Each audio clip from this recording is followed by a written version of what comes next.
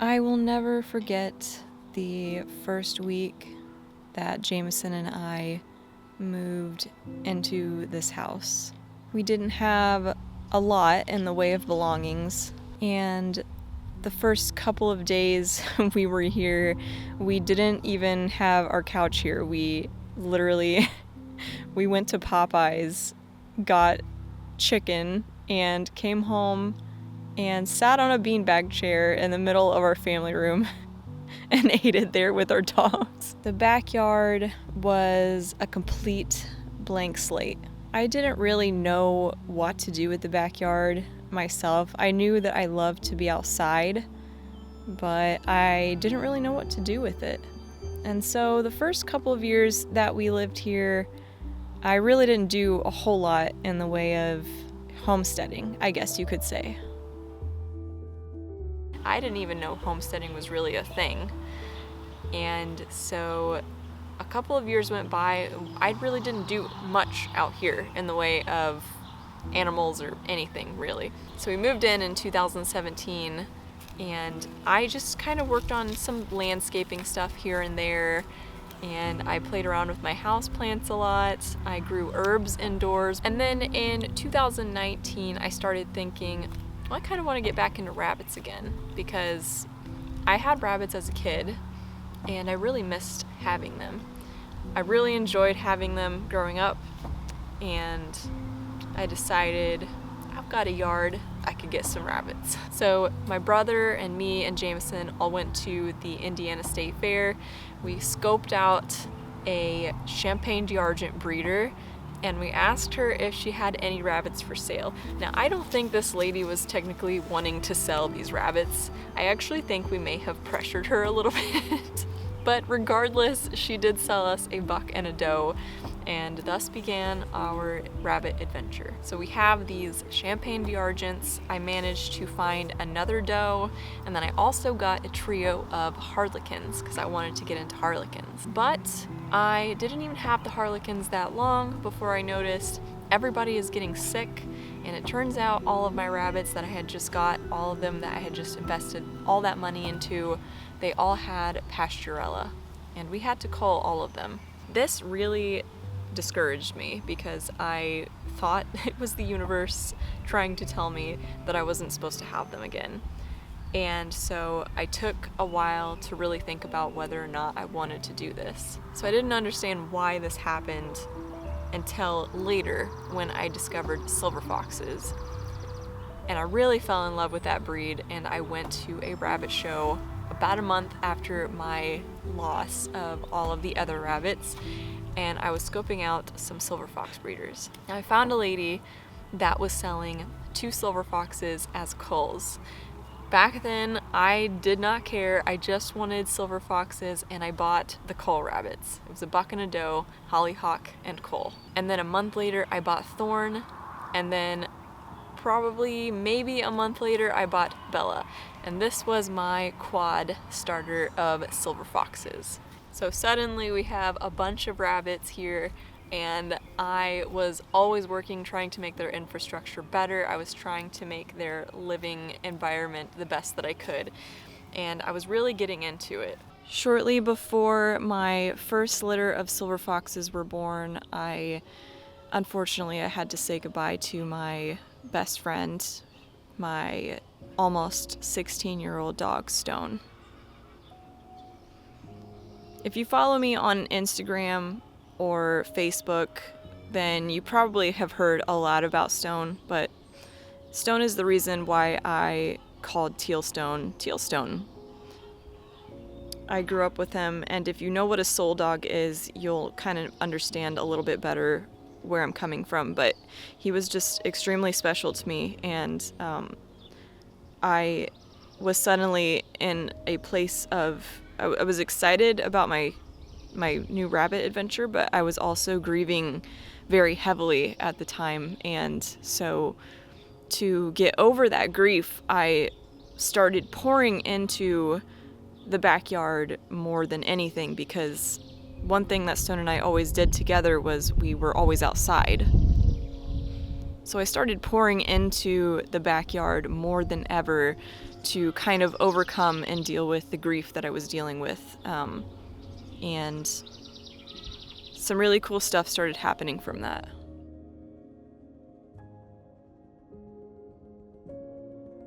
In the spring of 2020, I had also decided to go ahead and get some chicks because I didn't know for sure if we were allowed to have chickens here at the time, but I know that I had heard them about 3 houses down, and hearing them that morning made me think, okay, I'm gonna just do this because I wanted chickens really bad. I grew up on a farm and we had every animal there, and I need animals in my life, so the more the merrier to me. So now we have 2 dogs, we have a bunch of rabbits, and we have, I don't know how many chickens, maybe, did I get 8? I can't remember how many we first got. But yeah, we have all of these animals now and I am loving it. I built the chicken coop all by myself that spring and summer, and the chickens were very happy. They worked out great and I was feeling pretty good about that. I had also decided that I wanted to try my hand at gardening. Wasn't completely sold on gardening. I never saw the value in it as a kid. Now that I'm older, I see the value in it very much so. And so I built 4 brand new 4x8 garden boxes, and I ordered a bunch of soil that was dumped in our front yard, and we had to haul it all back here. And that began the start of our small suburban garden. There were a lot of trial and error on how to grow things because I've never been super green thumb, I guess. I love green things, I've just never been a super green thumb. So it's taken a lot of trial and error, and over the years I've slowly began to get really good at it. So now we have dogs, rabbits, chickens, and a garden.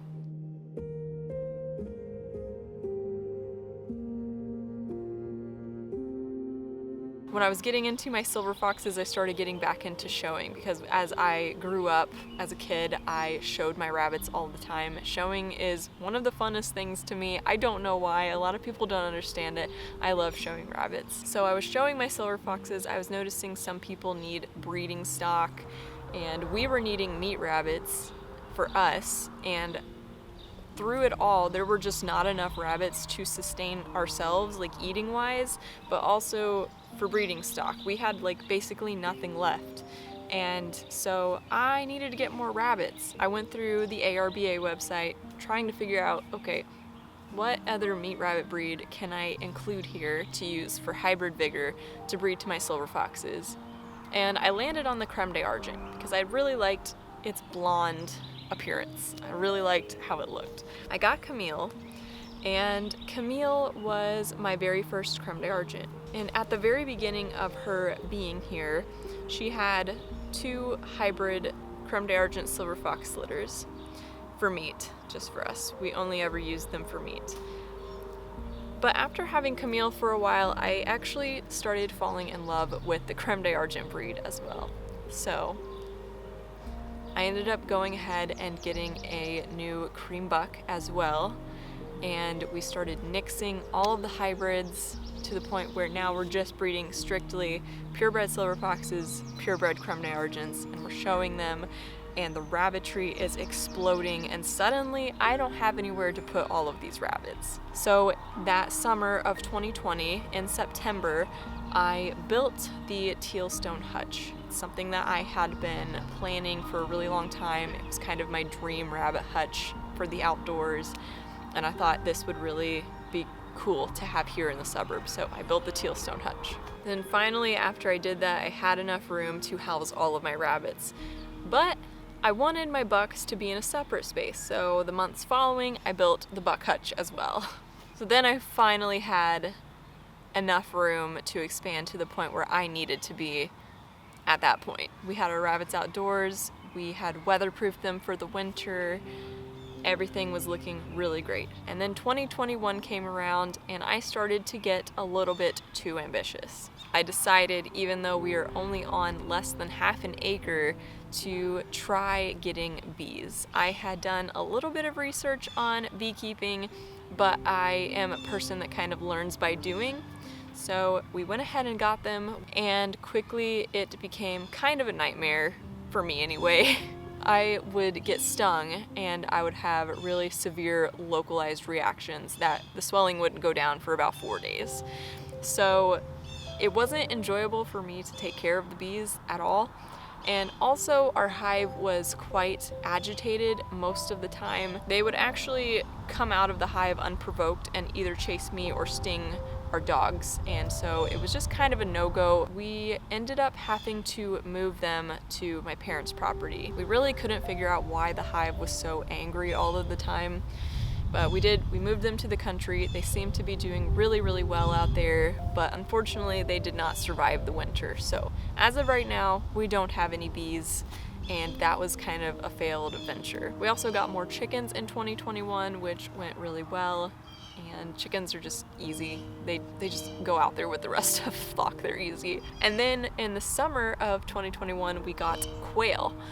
Quail were kind of a cool little venture that I wanted to go on, mainly because they are small little game birds that are just kind of easy to take care of. Jameson and I built the quail hutch, and we started getting into quail. And so I have been slowly working on my own breeding line. They're just kind of pets, and we eat the culls, and yeah, quail are kind of fun to get into. They don't take up a lot of room, they don't require a lot of care.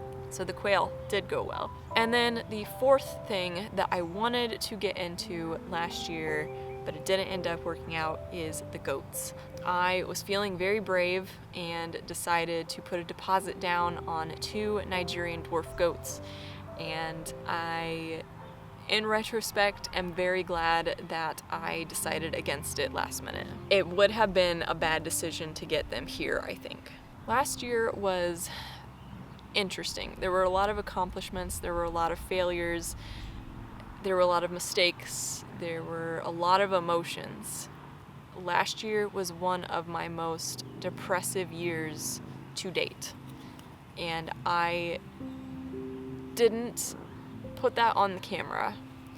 I had decided in March of last year that I no longer wanted to take my antidepressants. I've been on antidepressants since I was 15 for generalized anxiety, high anxiety, and depression. It does come and go. It's seasonal sometimes it's not. Sometimes it's just because it is. So I decided, you know what, I'm living this natural lifestyle, I'm eating natural food, I'm outside a lot, I'm gonna try not taking them anymore. And I did it. I got through the withdrawal period only to find out that I was not well without them. And I took a week off of work to have a staycation and just kind of reflect on where I was in life. And during that week, I purged a lot of things.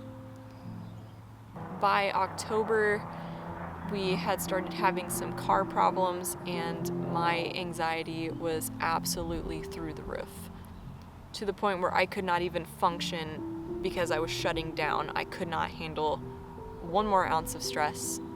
I couldn't think. I was panicking all of the time. And it wasn't good. It was really bad.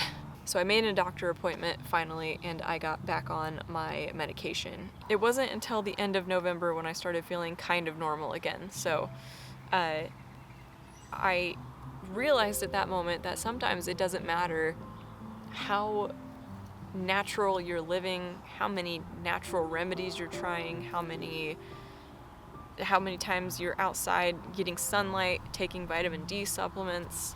Sometimes you just need the medication, and I think that last year was a year where I was accepting of that. There's probably still going to be some people out there that think that I could get off of it if I did this or that.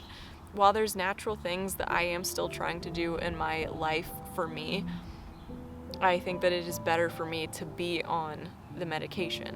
So this took a turn. I just wanted to tell you guys kind of the journey that we have been on trying to create everything that we've created here. This took a turn. But I would encourage you to not be ashamed if you have to take something like that, because I have dealt with shame of taking it for many years for no reason, and there's no reason to beat yourself up over that. There's just not. So I choose now not to really care what anybody thinks of the fact that I have to be on it.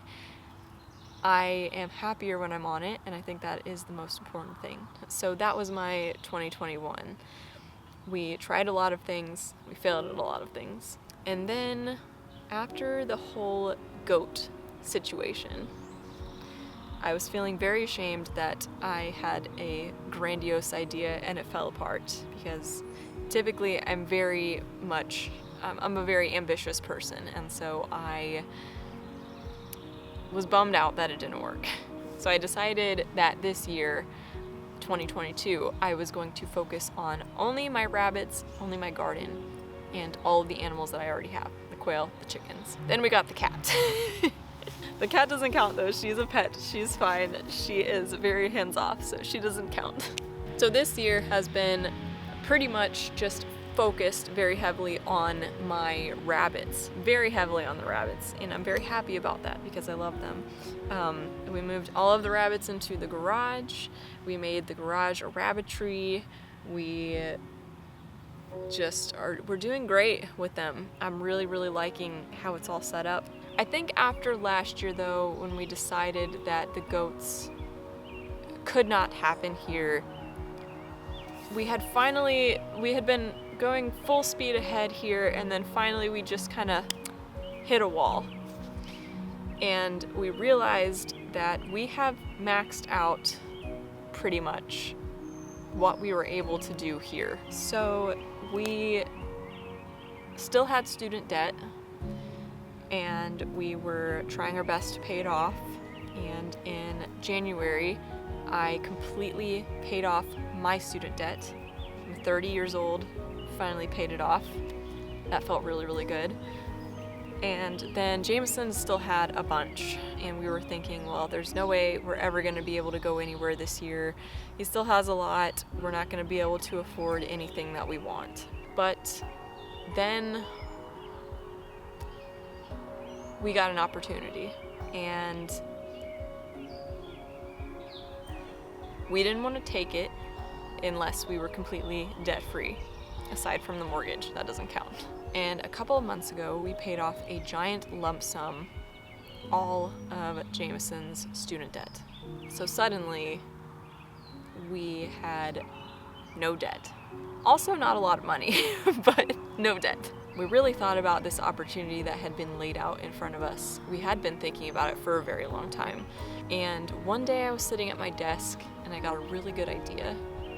And it was one of those ideas where, you just kind of stop and you kind of think for a minute. And then I just ripped out a notebook and started just scribbling, illustrations, drawings. And suddenly something clicked in me and I was just oh my gosh, we can make this work.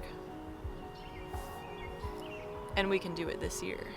2022 is the year that we leave the suburbs. There's a lot of details for you guys that I need to explain, but I'm not going to do that in this video. I am going to leave that for a future video. It might not be the next one, but it will be very soon. So I hope you guys continue to watch. I hope you enjoyed, and I will see you guys in the next video. Bye.